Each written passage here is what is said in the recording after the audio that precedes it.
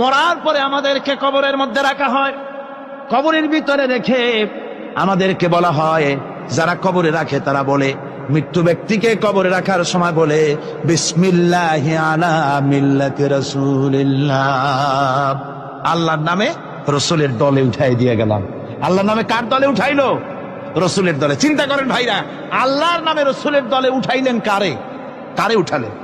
এই লোকটি তার যৌবনকালে যত মিছিল করেছে, ধর্মনিরপেক্ষতাবাদের পক্ষে মিছিল করেছে, পুঁজিবাদের পক্ষে মিছিল করেছে, সমাজতন্ত্রের পক্ষে মিছিল করেছে, স্লোগান দিয়েছে, দেওয়ালে লিখেছে, বক্তৃতা করেছে, ভোট দিয়েছে, বই লিখেছে, জীবনে যা কিছু করেছে সব করেছে মানুষের তৈরি করা মতবাদের জন্য।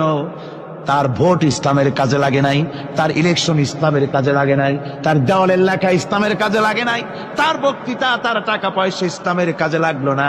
মরে গেছে, পরে মরা মানুষটারে উঠাইয়া বললা রাসূলুল্লাহর দলে উঠাইয়া দিলাম। এখন বলো রাসূলুল্লাহ কেন তোমার মতো মরা লাশটাকে তিনি গ্রহণ করতে যাবে?